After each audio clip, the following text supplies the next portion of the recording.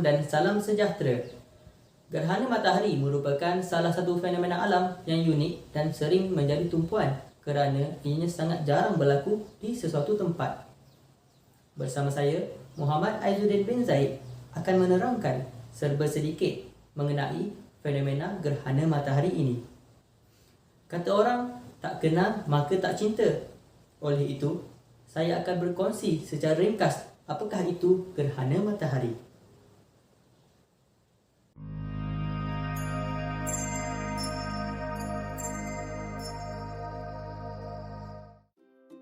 Gerhana matahari merupakan salah satu fenomena alam yang sering menjadi tumpuan. Hal ini kerana fenomena gerhana matahari antara salah satu fenomena alam yang unik dan menarik. Fenomena gerhana matahari dianggap unik kerana tempat dan masa fenomena ini berlaku adalah tidak tetap dan ia agak jarang untuk dilihat. Gerhana matahari hanya berlaku pada waktu siang. Fenomena ini boleh berlaku apabila kedudukan bulan berada di antara matahari dan bumi. Hal ini akan menyebabkan bulan menghalang cahaya matahari dan membentuk bayang-bayangnya di bumi. Oleh itu, gerhana matahari hanya boleh diperhatikan di kawasan bumi yang terlindung oleh bayang-bayang bulan.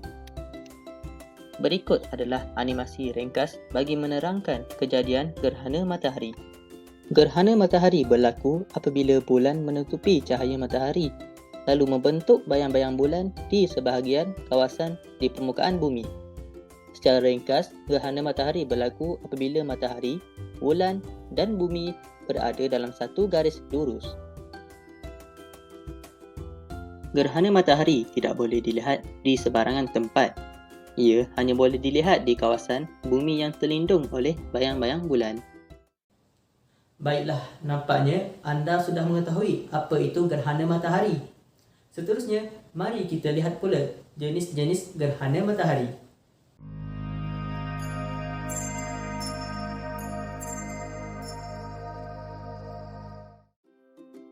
Secara umumnya, terdapat 3 jenis gerhana matahari yang utama, iaitu gerhana matahari penuh, gerhana matahari separa dan gerhana matahari cincin. Gerhana matahari penuh hanya boleh dilihat dari kawasan kecil di bumi.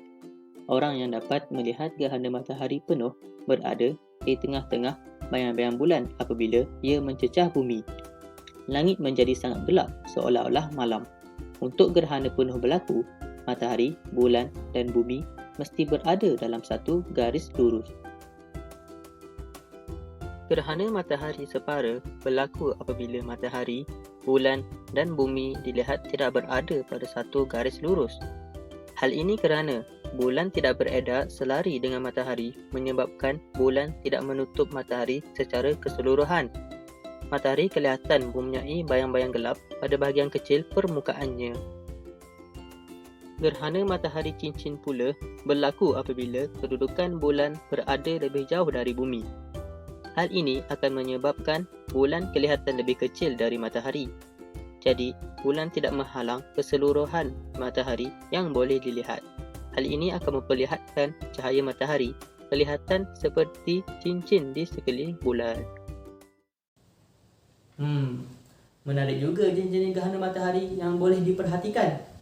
Namun begitu, tahukah anda apakah kesan gerhana matahari terutamanya kepada bumi? Mari kita teruskan ke bahagian seterusnya.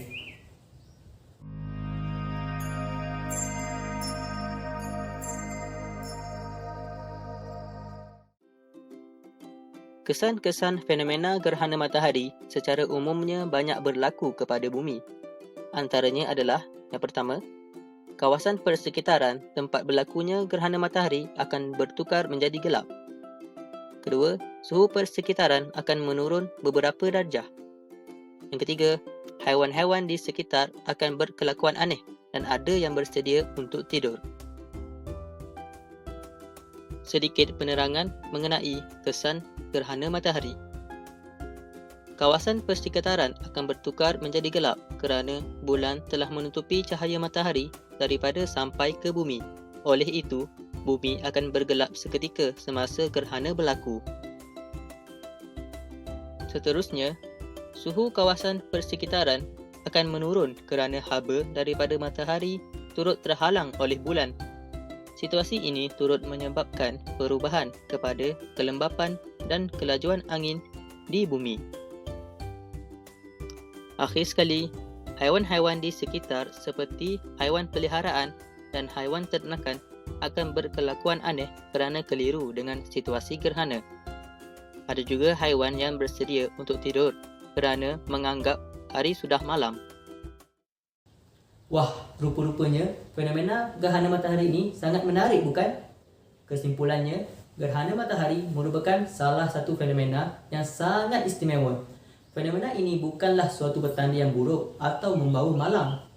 Fenomena ini merupakan salah satu keindahan alam yang menjadi bukti kebesaran ilahi. Nampaknya sampai di sini sahaja perkongsian saya mengenai fenomena gerhana matahari. Sebelum saya mengakhiri dokumentari ini, marilah kita sama-sama saksikan petikan video kejadian gerhana matahari. Semoga perkongsian ini dapat memberi manfaat walaupun sedikit kepada kita bersama. Sekian, terima kasih daripada saya, Muhammad Aizuddin bin Zaid. Selamat maju jaya.